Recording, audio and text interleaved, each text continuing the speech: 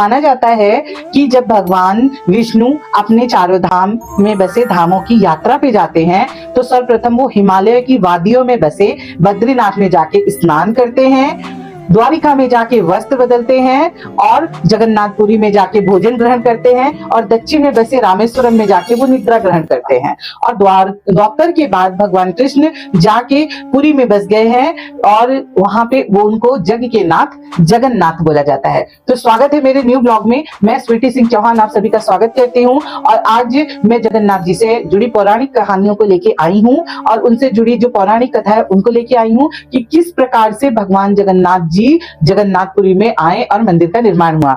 तो मेरे चैनल में बने रहने के लिए, इस तरीके की जानकारियों के लिए मेरे चैनल को लाइक करें, कमेंट करें, सब्सक्राइब करें।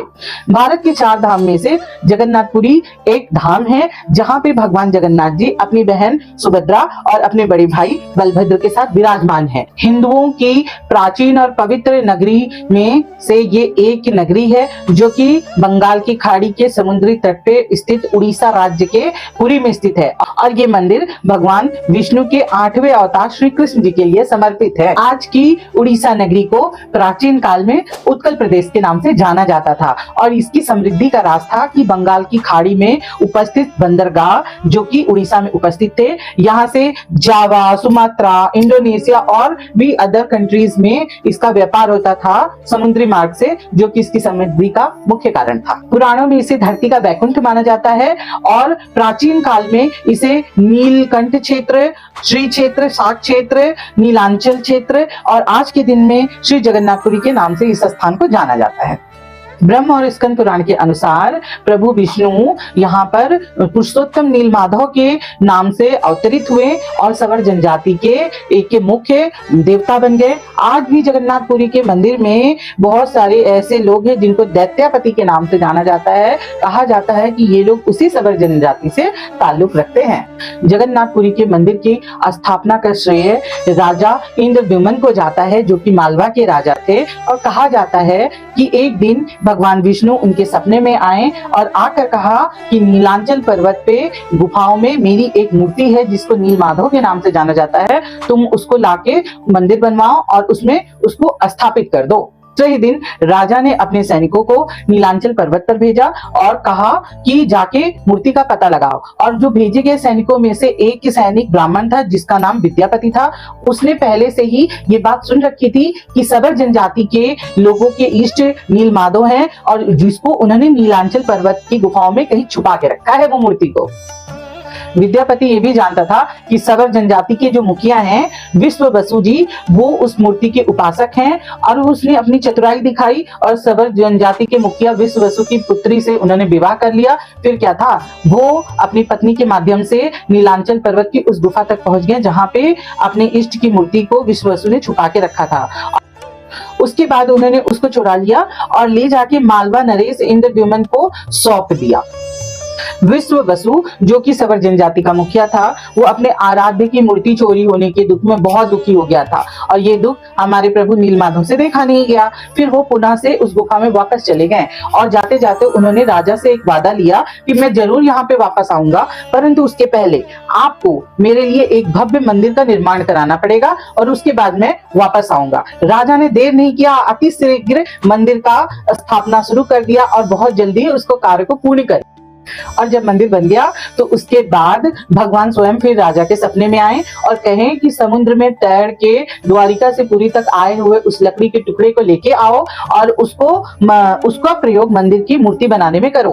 अब बहुत ही जल्द उस समुद्र में डूब के तैर के आए हुए लकड़ी के टुकड़े का तो पता लगा लिया सैनिकों ने, लेकिन भाई किसी के बस की बात नहीं थी कि उस टुकड़े को वहां से उठा के मंदिर तक लेके आए। सबने अपना बहुत दमखम प्रयोग किया परंतु कुछ नहीं हुआ।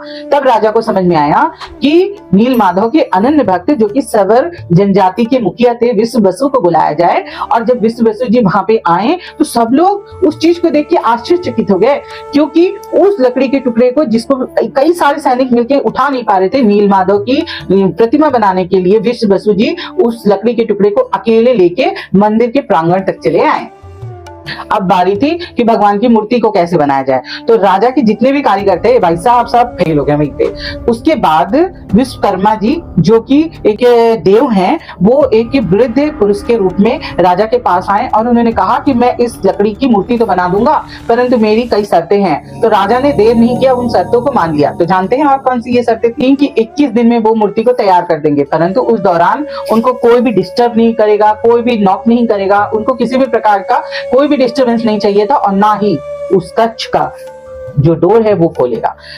परंतु भाई लोगों को बहुत दिन तक तो छेनी, हथौड़ी और जो भी इक्विपमेंट लगते हैं मूर्ति बनाने में उसकी आवाजें आती रही, लेकिन कुछ दिन बाद वो आवाजें आना बंद हो गई। फिर रानी को चिंता हुई मूर्तिकार के स्वास्थ्य को लेके, और उनको लगा कहीं जो वृद्ध पुरुष हैं बिना खाए पिए वो 21 दिन से ये कार्य कर रहे हैं, कहीं उनकी तबीयत ना खराब हो गई हो। और इसी बात को लेके वो राजा को भी बताई, और राजा भी चिंतित उठे और उन्होंने 21 दिन को ध्यान ना देते हुए उस कमरे के दरवाजे को खोल दिया।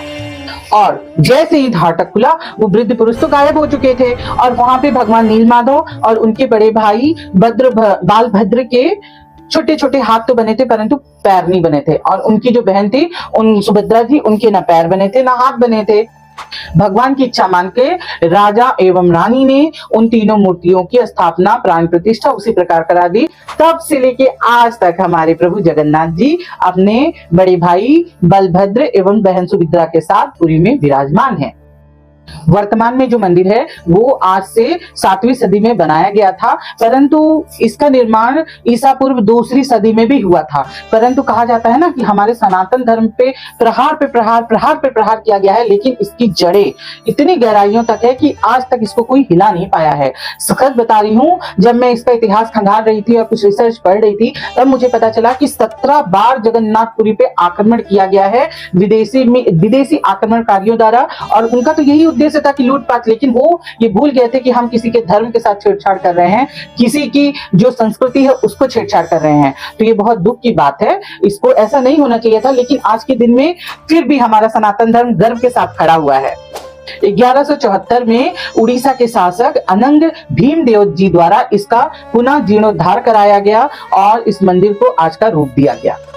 उड़ीसा के जगन्नाथपुरी मंदिर के चारों तरफ 30 अन्य छोटे छोटे मंदिर भी हैं। और इसी के साथ मैं एक चीज बोलना चाहूंगी कि हमारे ही धर्म की बहुत सारी बातें, हमारे ही सनातन धर्म की बहुत सारी सच्चाइयां हैं जिसको हम नहीं जानते हैं। हम सुनी सुनाई बातों पे विश्वास कर लेते हैं, हम आंखें बंद करके किसी भी कल्चर, किसी भी कस्टम, किसी भी ट्रेडिशन को अपना लेते हैं, जबकि ऐसा होना नहीं चाहिए। हम भूल गए हैं कि हम एक ऐसे धर्म से जुड़े हैं जिसने समय समय पर इस विश्व का पथ प्रदर्शक किया है, यहाँ सभ्यता दिया है, संस्कृति दिया है, परंपराएं दी हैं, और अपने वेद, पुराण और ग्रंथों के माध्यम से विज्ञान को भी परस्पर राह दिखाया है। ये वही सनातन धर्म है जिसने न जाने कितने तरीके से तर्क शक्ति से, योग विद्या से, वैज्ञानिक पद्धति से, अपनी विलक्षण प्रतिभा से समय समय पे विश्व को रोशनी दिखाई है। परंतु अब समय आ गया है कि हमको अपने धर्म को समझना होगा, उसको, सभ्यता को, संस्कृति को, रिचुअल्स को अपनाना होगा और जानना होगा कि हम कैसे अपने धर्म की रक्षा कर सकते हैं। ये सनातन धर्म है, अब हमें इसे बचाना होगा। तो आइए इसी के साथ इस ब्लॉग का मैं अंत करती हूँ। मैं आशा करती हूँ कि आप लोगों को मेरा ब्लॉग बहुत पसंद आया होगा, और इसी तरीके की रोचक जानकारियों के लिए मेरे चैनल को लाइक करें, शेयर करें, कमेंट करें और सब्सक्राइब करना बिल्कुल नहीं भूलें। और जो लोग आज पहली बार देख रहे हैं उनसे मेरा हाथ जोड़ के भी निवेदन है कि अगर आपको अच्छा लगा तो जरूर से सब्सक्राइब और लाइक, शेयर, कमेंट जरूर कीजिएगा। सभी को राम राम। मिलते हैं एक नई कहानी, नई स्टोरी के साथ न्यू ब्लॉग में। Bye bye.